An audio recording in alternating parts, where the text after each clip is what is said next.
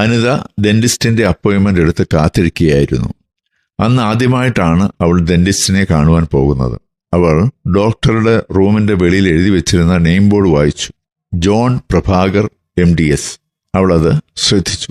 തന്റെ കൂടെ 10ാം ക്ലാസ്സിൽ ഒരു ജോൺ പ്രഭാകർ പഠിച്ച കാര്യം അവൾ ഓർത്തു. കറുത്ത നീളമുള്ള സ്മാർട്ടായ ഒരു പയ്യൻ. ഒരുപക്ഷെ അവനായിരിക്കുമോ ഈ ജോൺ പ്രഭാകർ? എന്തായാലും റൂമിനുള്ളിൽ കയറിയാലുടൻ ഇത് ചോദിക്കണമെന്ന് തീരുമാനിച്ചവൾ വെളിയിൽ കാത്തിരുന്നു. അവളുടെ ഊഴം വന്നു. റൂമിലേക്ക് അവൾ കയറി. ഡോക്ടറെ കണ്ടയുടൻ തന്റെ ക്ലാസ്മേറ്റായ ജോൺ പ്രഭാകർ അല്ല അയാളെന്ന് അവൾക്ക് മനസ്സിലായി. കാരണം തലമുടിയെല്ലാം കൊഴിഞ്ഞ് കഷണ്ടിയായ കണ്ണാടി വെച്ച ഒരു മനുഷ്യനായിരുന്നു അത്. അയാൾക്ക് തന്നെക്കാൾ വയസ്സ് കൂടുതലായിരിക്കും എന്ന് അവൾ ചിന്തിച്ചു.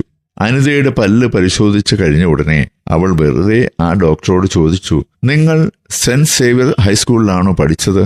ആ ഡോക്ടർ സന്തോഷത്തോടെ അതെ, ഞാൻ അവിടെയാണ് പഠിച്ചതെന്ന് പറഞ്ഞു.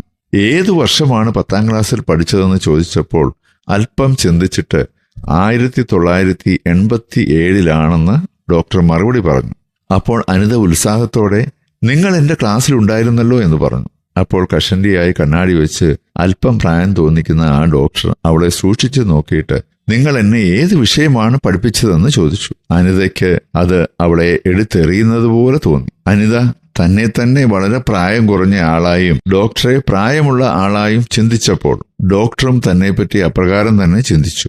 നാമും നമ്മെപ്പറ്റി ഞാൻ നല്ലവനാണ്, ഞാൻ ആരോടും കോപിക്കയില്ല, ആരെയും ശല്യം ചെയ്യില്ല എന്നൊക്കെ തെറ്റായ ധാരണ വെച്ച് പുലർത്തുന്നവരാണ്. എന്നാൽ മറ്റുള്ളവർ നമ്മെപ്പറ്റി അപ്രകാരം തന്നെയാണോ ചിന്തിക്കുന്നത്? അതാണ് പ്രധാനം. നമ്മളല്ല, മറ്റുള്ളവരാണ് നമ്മെപ്പറ്റി നല്ലത് പറയേണ്ടത്. മറ്റുള്ളവർ നമ്മെപ്പറ്റി നല്ലത് പറയുന്നുണ്ടോ?